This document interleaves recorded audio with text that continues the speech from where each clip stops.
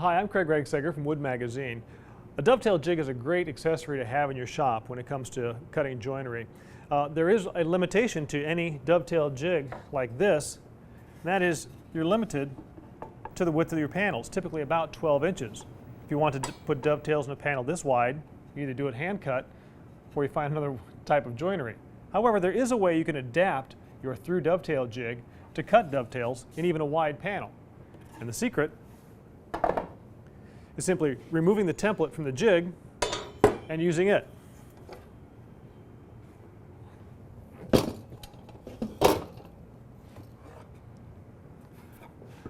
make this process work, you need a couple of spacer blocks. Now, these are about 3 inches wide, 3 inches wide. They're just about as long as the template. Length isn't real critical. And they're thick enough that when I clamp them underneath the template like this, the block will extend about a ½ inch into each side of the slots here. Now each dovetail template is going to vary a little bit, so the critical measurement again, getting about a ½ inch here. After you cut some test joints, you're going to have to make adjustments, so again, not a real critical measurement. I'm going to screw my spacer block to the bottom of the template here. This template, fortunately, has some lines etched into it that kind of give me a starting point, which is convenient.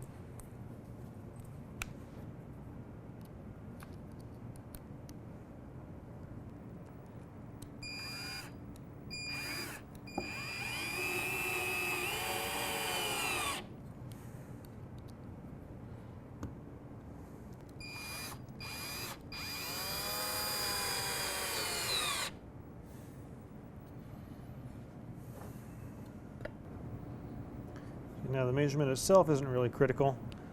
It's just that you have identical measurements at both ends. Okay.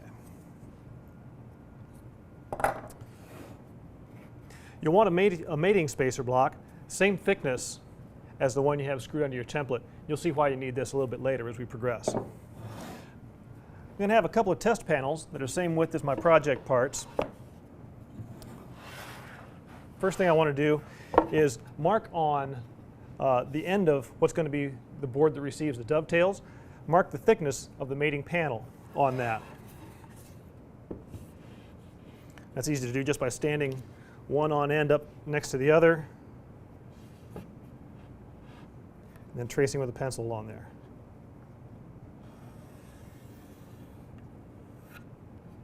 Okay. Now the board I just marked, that's the one I'll be cutting the dovetails in, so I need to know which side of my template to get that clamped to.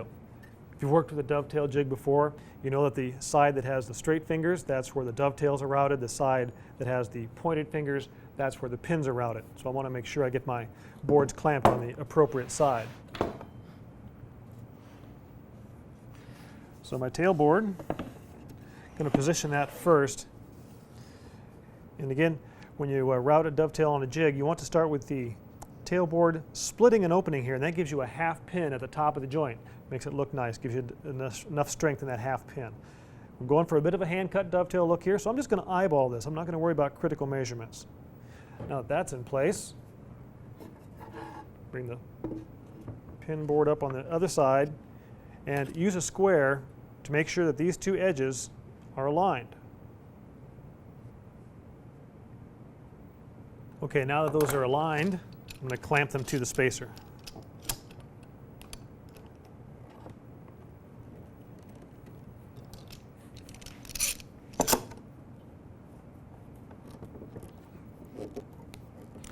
Right, now that I got the clamp to the spacer, this is where your second block comes in. It goes in between them so the boards don't get pinched together as you clamp this whole assembly to your bench. I found that these one-handed clamps are very useful in this situation, trying to hold on to 3 things at once.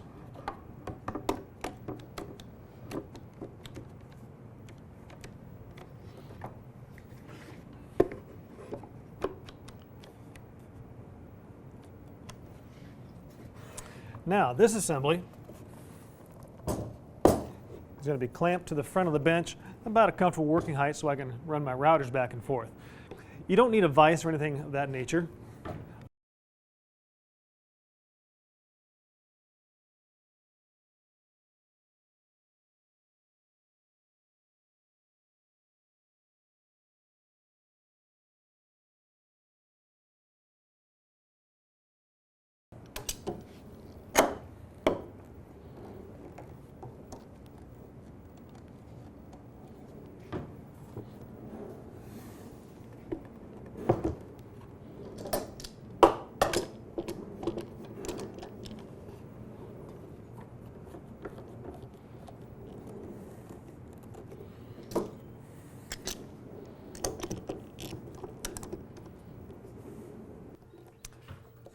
Okay, this is all secured to my bench now.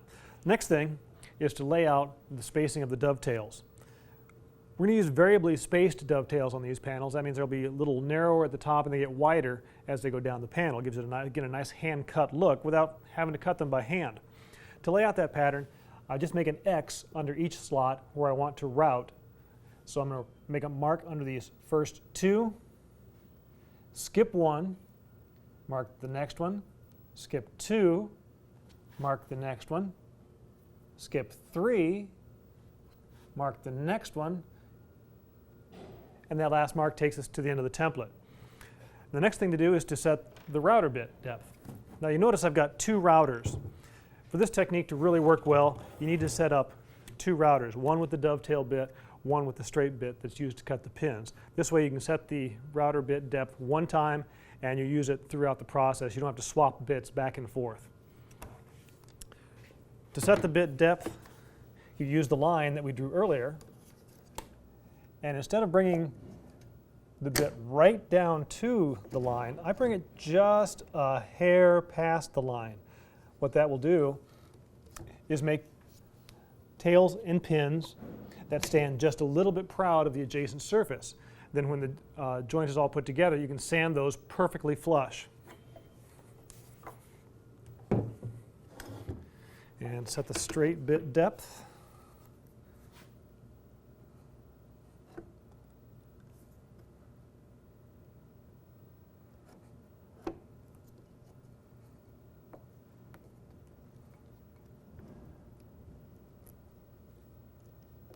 And that looks good there.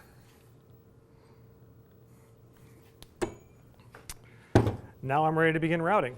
And I'll start routing on the tail side.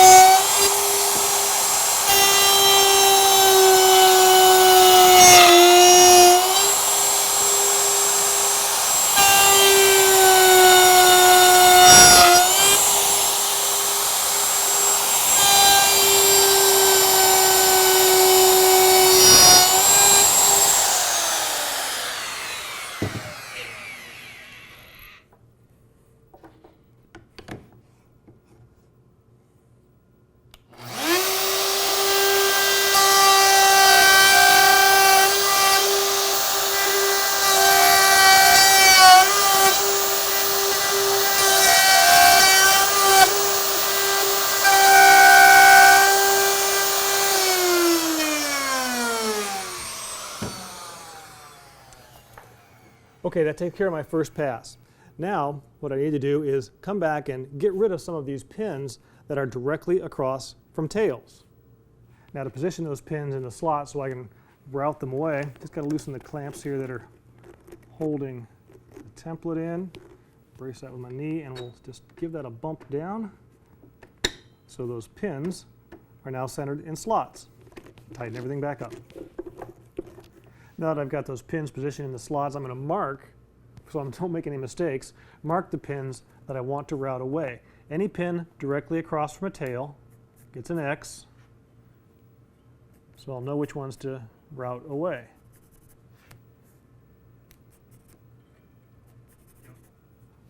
Okay, so that's the last one. Now I'm ready to take my straight bit again and route away those pins I've just marked.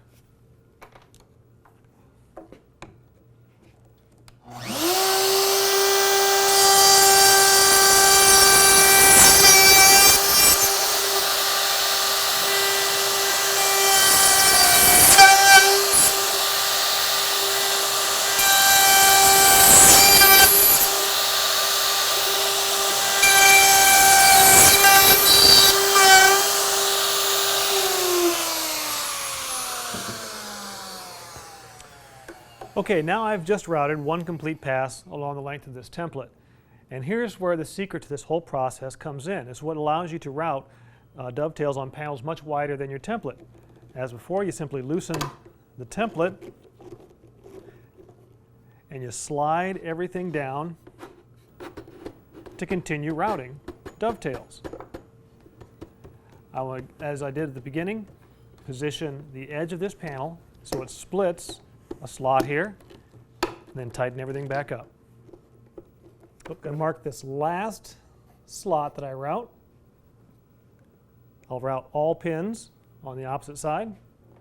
Repeat the pattern.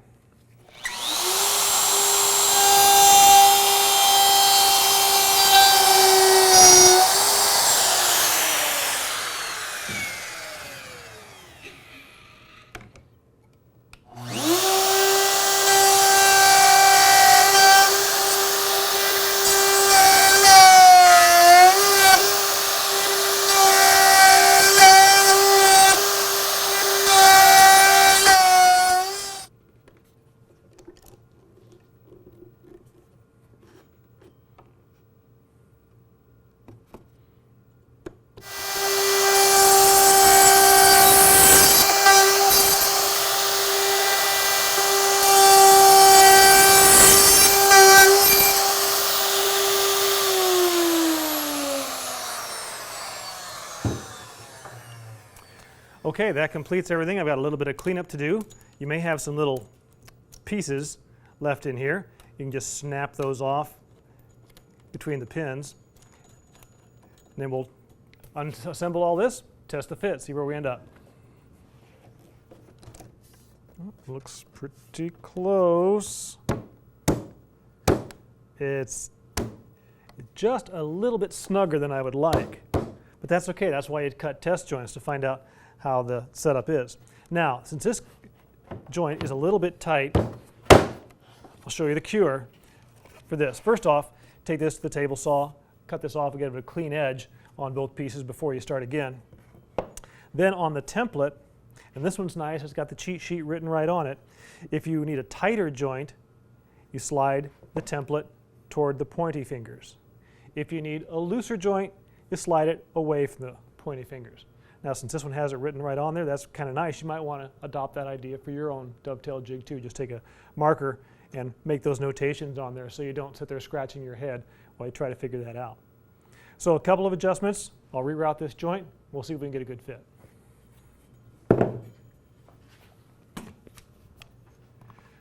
Now, as I mentioned when we were setting the bit depth, when we finished up, the tails and the pins would both stand proud of the adjacent face. Now you can just take a sander to that, knock those down, and they'll be perfectly smooth. This is a great way to take your regular 12-inch or smaller dovetail jig and use it to make panels as wide as your imagination.